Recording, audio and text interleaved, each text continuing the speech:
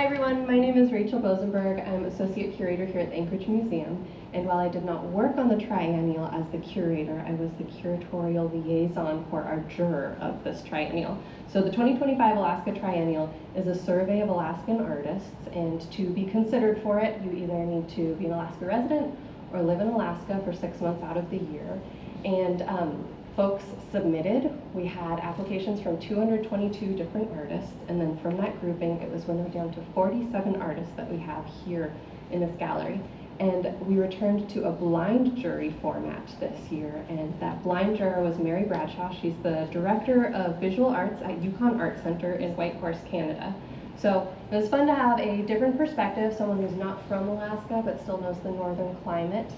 When I say blind, it means that everything was anonymous. She had thumbnails, larger images of the artwork people wanted to submit. She had a title, a description, a medium. Artists could include artist statements that explained the purpose of their art, but without using I as a blah, blah, blah person, so that they could not be identified that way.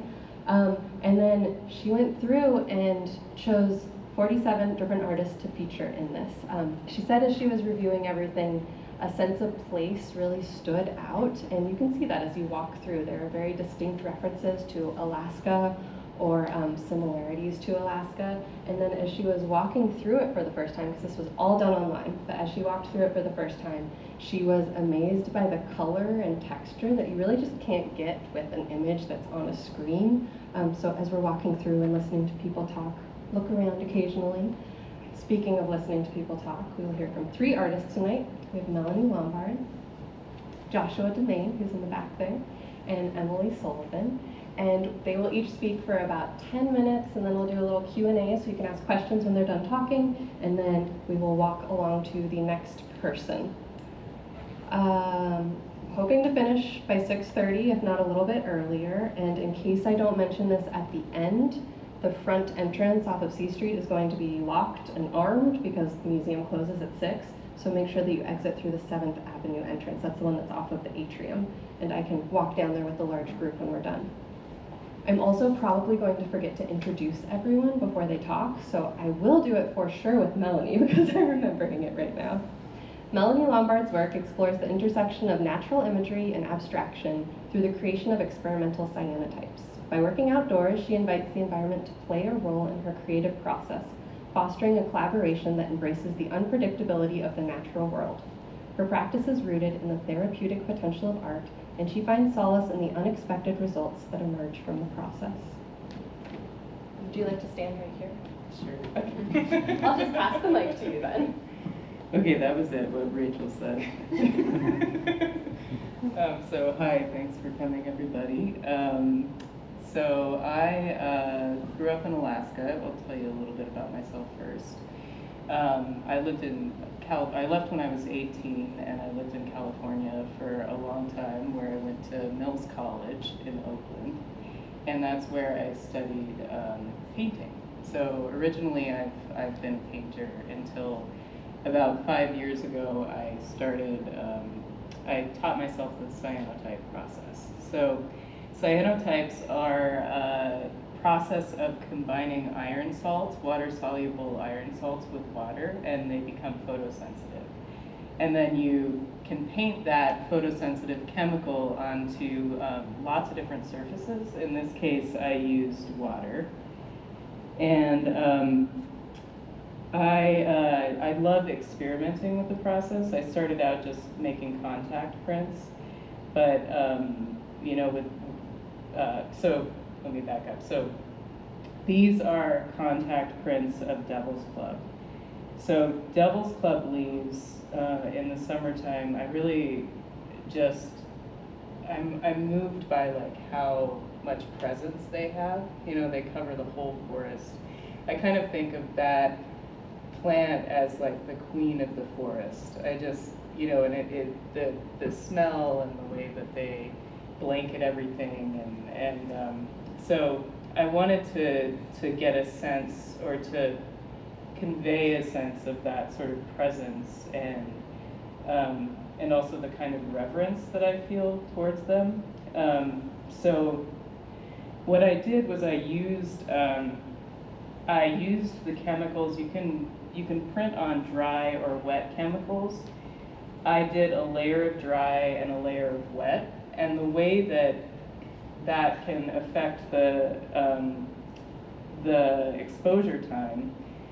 With the wet chemicals, they're basically like exposing and drying at the same time, so you can get these really long exposures. So I left them outside. These were exposed for 48 hours. So in addition to this photographic thing that happens with them, there's also a print from the actual leaf. And I want to give you guys I have a tablet with process photos. Get my embarrassing selfies and stuff. So, yeah, so that's basically, yeah, so they were outside for 48 hours. It was in the fall, so it was like the equinox, so they were outside overnight. And I feel like this, you know, there were northern lights on that night, and there was moonlight. So I kind of feel like that kind of magic gets infused into the piece when you leave it outside that long. Also, you know, maybe bears came by and sniffed them. You know, I don't know. So but one can hope, right? So, does anybody have any questions? Why the equinox? Did you plan that? No. Okay. Yeah. That would be good. You know, it'd be a nice like ritual. He asked why the equinox. Partially, the timing was because I wanted to. The Devil's Club leaves were kind of dying, and I wanted to harvest them at a time that was, you know, more sustainable. You know, so I didn't hurt the plant. So, yeah, it was later in the season. Anyone else? Any questions? What drew you to cyanotype as the preferred printmaking process? Yeah, I had always wanted to do it. She asked what drew me to cyanotype. So, I'd always wanted to try cyanotypes. I've been interested in photography, but especially alternative photography. I love the cyanotype process because it's really hard to control. It's really finicky, and I love the element of surprise. So when I rather than trying to recreate things and get like the same result over and over again, I like to experiment with the chemicals. You know, I put something out to expose, and then I don't know what it's going to look like when I come back. So it's like I get this surprise. So, yeah. Can you talk a little bit about scale also? Oh. Usually when I think of cyanotype, I think of a smaller sheet of paper that has like a fern or a significantly smaller leaf. I know that this is multiple leaves that are on there, but how do you decide on the scale? I've always been interested in making really large art. When I was in art school, I made mostly figurative work, and I would make my figure drawings on like a big sheet of butcher paper on a door. You know, I like the feeling that you get from interacting with something that's really large. It's a strong sense of presence, and I love the logistics. It's like, it's pretty easy to make a tiny little cyanotype, right? But this, I mean, I had to use a hose to wash it. I had to like open both doors of my studio. I had to think of all of the different steps. So it's a really engaging process, and it's harder. So yeah, makes it more fun.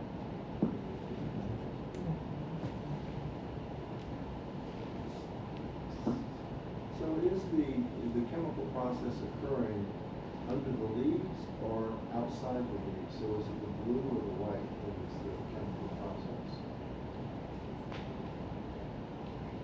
So I think it's both. Yeah, because there's some transparency with the leaves. You can see where the leaves were blocking out the light, and that's where there's almost no Attention information. museum patrons, the time is 5:45 p.m. and the Anchorage Museum will be closing in 15 minutes. Please stop by the museum store where sales help support the museum's mission, programs, This is in every recording that we do. 5:45 p.m. and the Anchorage Museum will be closing in 15 minutes. Thank you.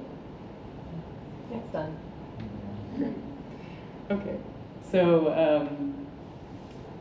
yeah, so you can see where there's the most detail is where the leaf dried, and that made it more transparent. So the chemicals are exposed with UV light, so the light got through the leaf in that spot. So and the chemical process turns the chemicals blue, so that the exposure process.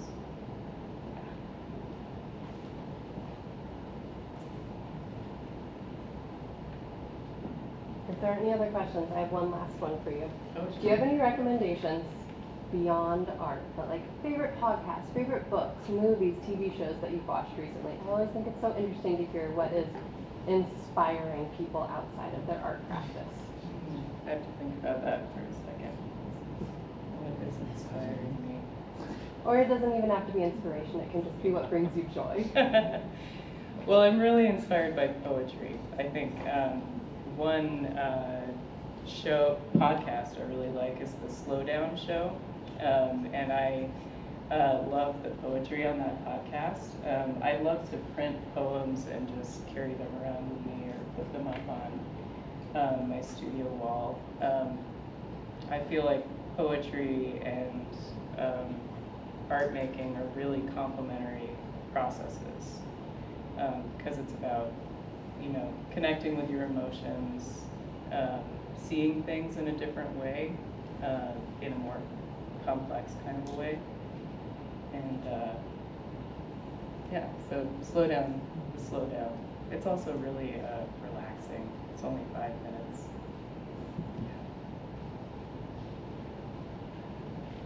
Okay. Thank you. Thank you.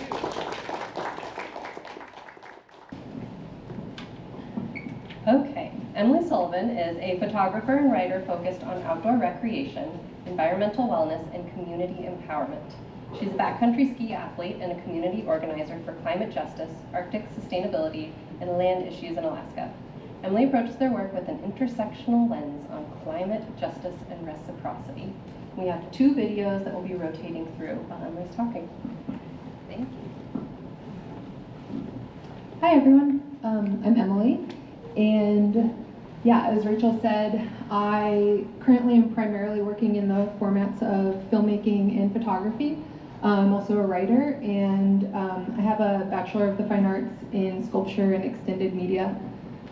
For this piece, I really went kind of back to my roots in installation and working with my hands, which was great because a lot of the work I've been doing in recent years is just completely digital photography, filmmaking, spending a lot of time behind the computer. For this particular piece, I made it while I was in Sápmi, northern Norway.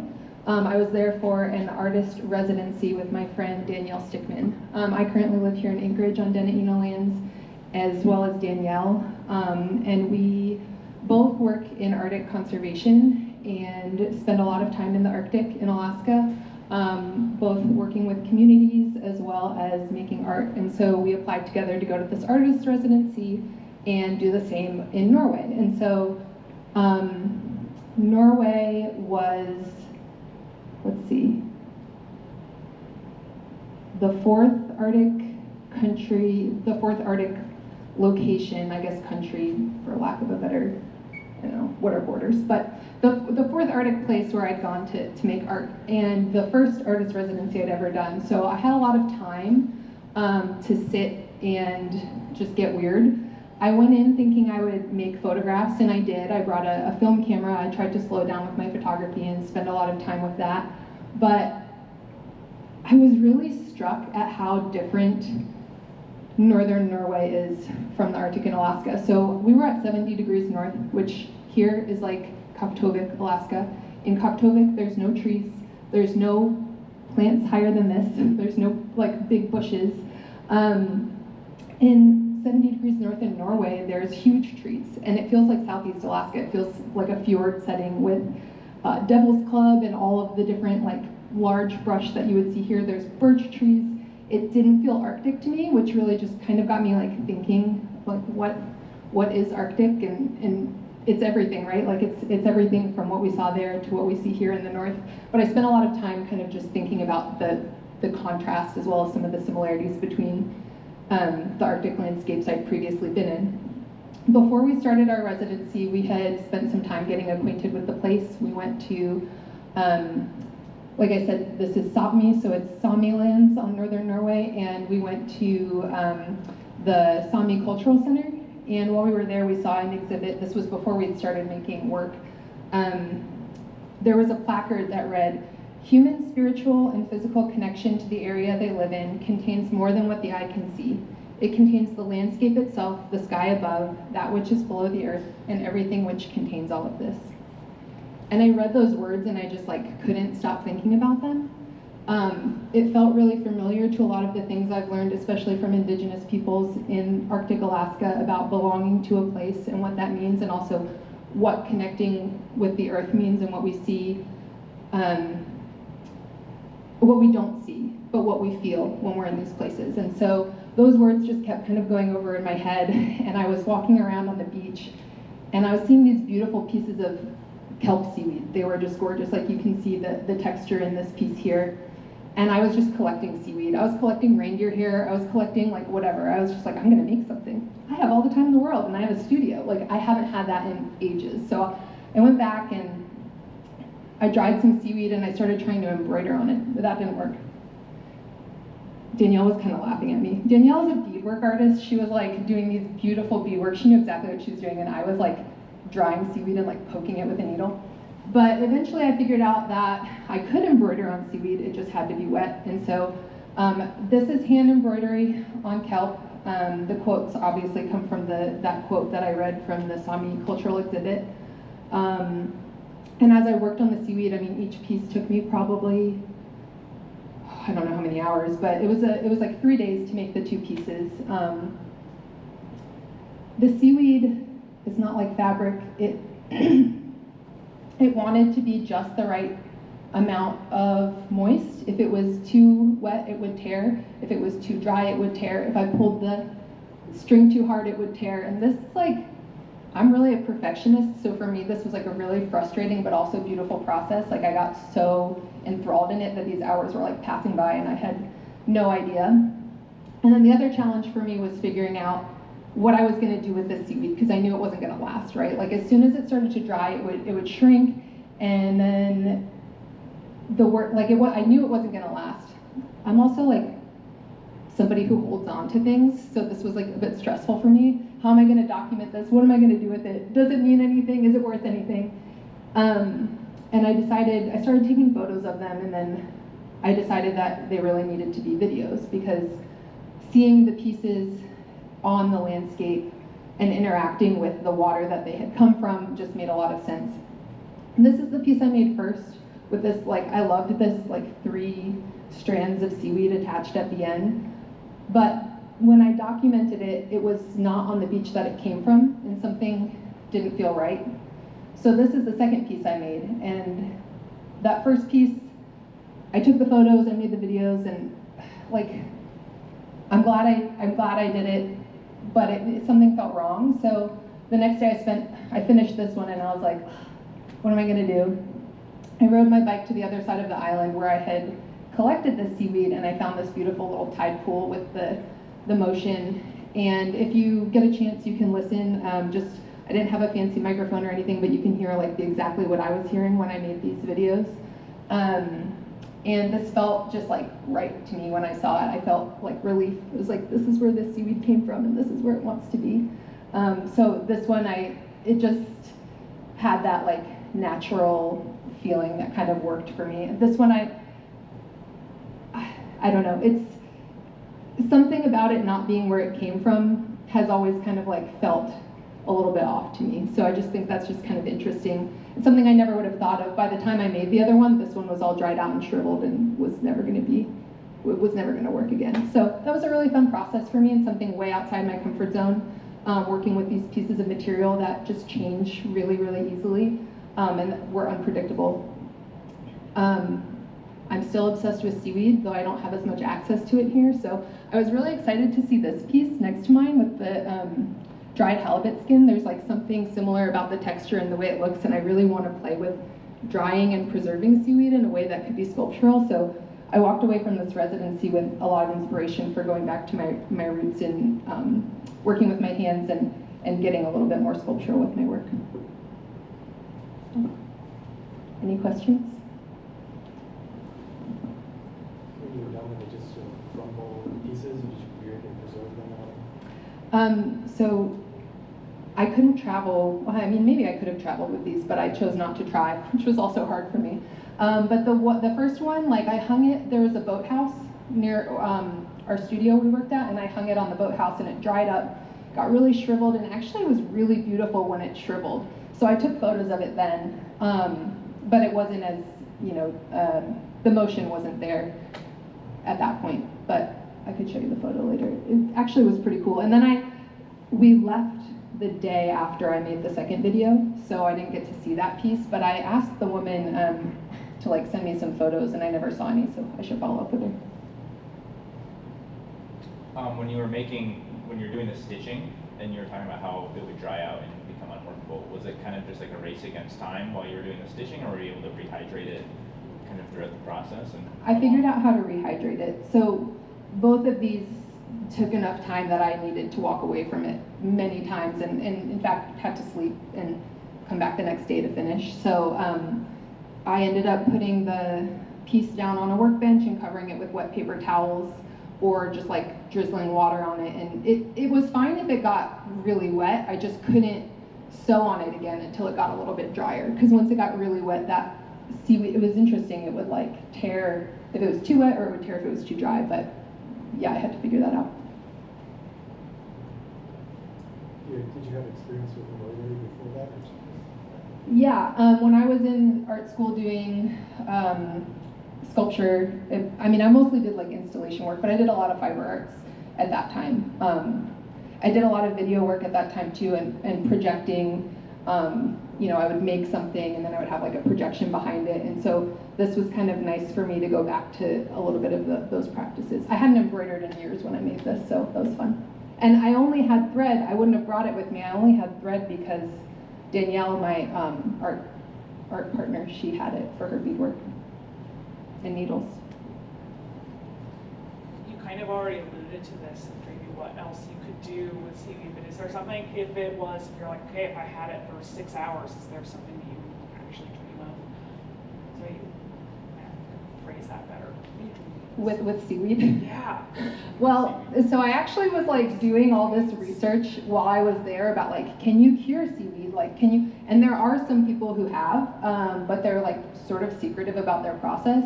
And interestingly, what I was envisioning was something kind of like this, except not flat, like something on an armature, curved, three-dimensional. And so I think it would be really cool to learn about curing seaweed in a way that can, and actually I was seeing it with some architectural uses. Again, there's not a lot of people doing it, but I think with more time and dedicated time, that would be really cool to do. It's interesting to hear that you were in a studio while you were working on it, because I was just imagining you with frozen fingers at the edge of the water, keeping it in the water. And the Anchorage Museum is Yeah. now closed. Well, we had this. Again, the time is 6 p.m. and the Anchorage Museum is now closed. Thank you for coming, and we hope you visit again soon. I kind of wish that's how I was doing it, but it also really, this was like, I was like hunched over this like workbench, and we had this, so the residency, it's at a place called Singla. It's this historic home on this island called Ornuya, and it's the one building on the island that withstood the World War, so it's a pretty incredible historic place. But there's a boathouse or not a boathouse, like a barn that we had completely to the two of us. So we had tons of space to spread out, which was great because I took like 3 desks for all of my experiments, my caribou hair and my dried seaweed, and then I ended up like with this one big bench for my wet seaweed. And yeah, so that's where we worked on it. It was gorgeous though, like we're right over the water looking over boats going by and waterfall across the way coming down a mountain. So it's a really beautiful setting. Did getting back in touch with your artistic roots impact your more commercial photography side? I mean, I mostly do like more photojournalism, and I mean, I do a little bit of commercial photography, but I think it just reminded me how much more I want to make time for work that's just for me. I mean, this was really, I had no intentions of it ending up anywhere, and I was thrilled when it got accepted into this exhibit, but making something that I had no idea how it was going to turn out and like really no plans for. I just haven't done that in a long time. Like if I'm shooting a photo essay, I know it's probably because I got an assignment or I'm trying to get it published somewhere. And so there's a degree to which you're making work for someone else. And this was just for me. And I think that I just want to make more time for that. Yeah. Okay, I'm going to hit you with that last question that I gave to Melanie also. Do you have any recommendations for books, TV shows, podcasts, etc.? Yeah, this one stressed me out. I would say it's also hard for me to say. I've been spending time with Jenny Irene Miller's photo book lately. She recently passed away. She was a friend of mine, and she was always an inspiration, but like spending time with her work right now has been really special. And so if you can get your hands on, I think she has a piece in the Triennial, but if you can get your hands on her book, it's really, really special. Yeah. Thank you, Thanks, Emily. everyone. All right, welcome to the larger gallery within the exhibition. Joshua Demain's paintings, we have one right behind us, his paintings attempt to capture the beauty and magnitude of glorious skies and establish a social commentary between nature and other elements, such as isolated rocks or lonely light poles. He explains, chasing the ephemeral with an appetite for the sublime, I find myself focusing on the beauty and grandeur of our often awe-inspiring sunsets as a route for me to communicate my internal self. If you haven't stepped up closely, I recommend that you do that after Joshua speaks. It is an intersection that is probably familiar to most of us who live here in Anchorage, and I'm very excited to hear you talk about your practice.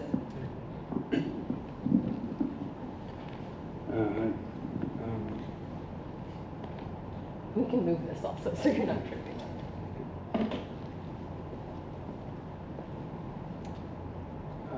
So this is an oil painting. This is an oil painting. Am I allowed to touch this? It's your art. You can touch it. Nobody else can. All right. So this is oil on a copper panel, and there's a cherry wood frame that's suspended the copper off the wall. This is a scene from Anchorage. If you're trying to guess, this is the Diamond Boulevard, and there's Jewel Lake going across there. This is where the McDonald's was under construction for a little while. I've done a bit of a series of this kind of stuff.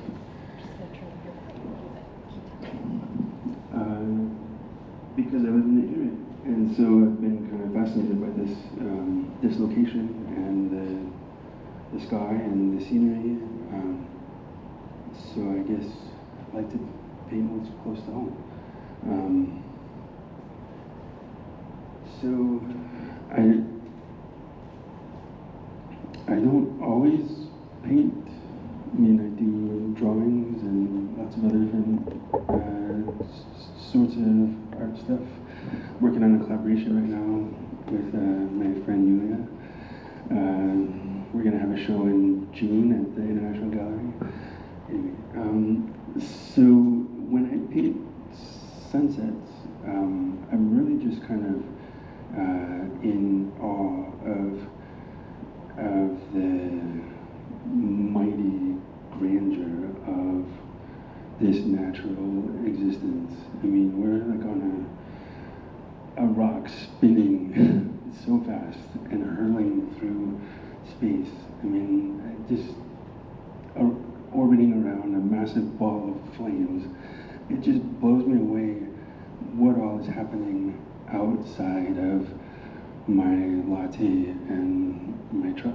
And, you know, like, so when I like to stop when I see a sunset. And a lot of times I try to go and seek them out on hikes or whatever, or going on a drive to the beach to see the sunset, but it doesn't always work out where you find the sunset you were looking for. So, you know, I also really love these moments where you find something that is a little out of place, like maybe at the gas station when you're pumping gas in your car, and like this is kind of really unattractive space, but there's this amazing, glorious sunset, and I'm just going to take a break and look at this right now, and watch what's happening, and feel this connection to the cosmos. And so I take those moments and I try to recapture them in paint, and I'm not always successful, but you know, like there's moments like this I feel are kind of special because well, delve a little bit into my painting process. I tend to paint the sky first, and then I'll come back in and looks like the sky is like the furthest point, and then I'll start building stuff closer to me from that point. So the sky goes down first, and a lot of times I just put the sky down and then don't go back into it. And with this one, I got kind of distracted. I started the sky, and got distracted by a drawing, and came back, and it's a new surface that I'm working on, and usually oil paint lasts for quite a long time. And so what I discovered was that because this was on copper, the oil paint cured much faster than it would on canvas or even wooden panel. And so I came back to this paint that I was anticipating to be like slippery and juicy and buttery, and it was sticky. And I'm like, oh, well, okay, now what do I do? So I went into a sticky sky with fresh paint and just had fun. And so the sky turned out to be pretty experimental, and it was a lot of fun. And I really enjoyed putting down all the detail in this piece. And so this piece has been instrumental in my current work because I kind of taught myself or learned that I can go back into a sky after I started and actually do great things. So I like being open to those kinds of accidents. I don't know if it's an accident or not, but whatever, those moments where you encounter growth. Are there any questions? Other than a sticky sky, does the quicker drying, what does the copper do to maybe enhance or what does it do beyond canvas? So canvas or linen fabric in general is going to have like a more of a tooth to it. So like it has texture on there. And I mean, if you like totally were to be obsessive about a ground that you put on it and get a smooth surface, maybe you could work around that. But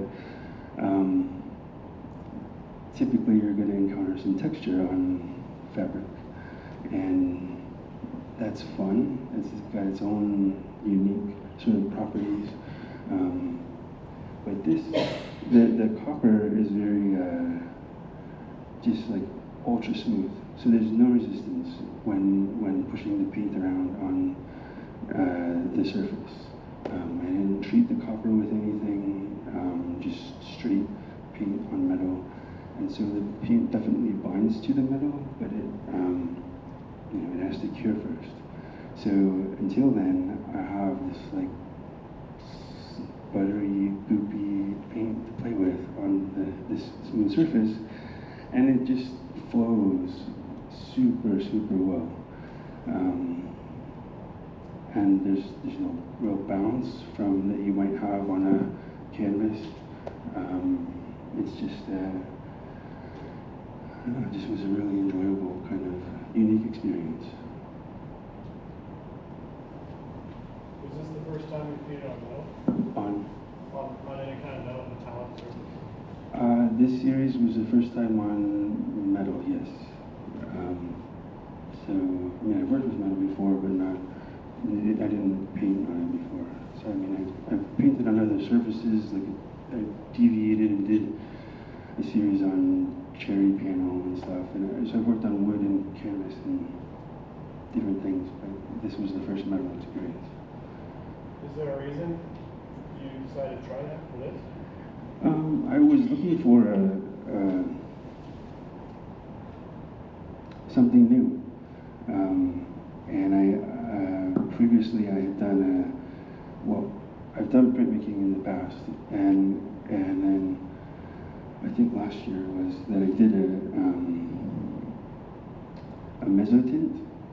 So it was like a full month of working with copper plate, and it's this really amazing process that I don't need to describe right now. But there's such a joy of working with the copper through printmaking, and there's a relevance with copper throughout art history that I was attracted to. People have painted on it before and done lots of printmaking stuff with it, and it just was something new. And a friend of mine overseas had done some experiments with it as well. So yeah, it was something to try.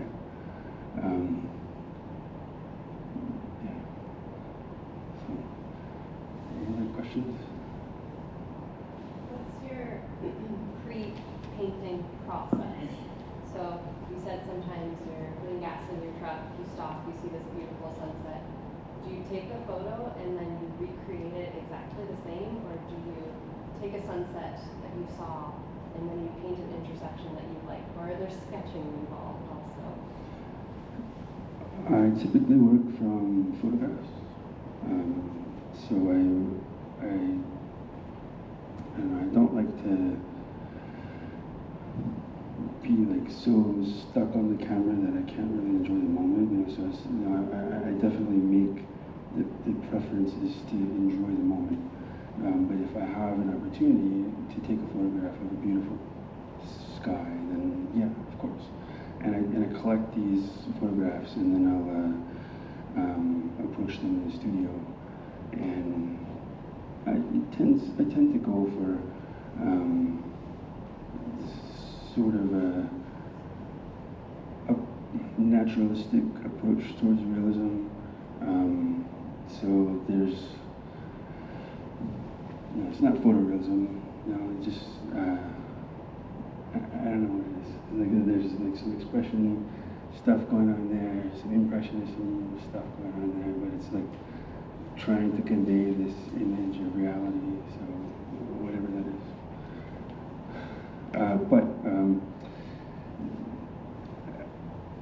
Typically, as far as the painting process goes, is generally fairly a la prima, so it happens like the moment is like all at once. So wet on wet, typically. Sometimes when it gets into like the finer details, I'll come back in with stuff after things are set up and put in more detail. But typically it's wet on wet.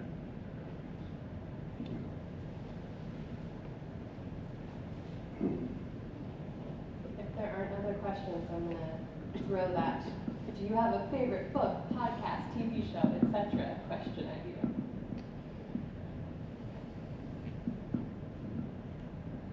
And it doesn't need to be recent either.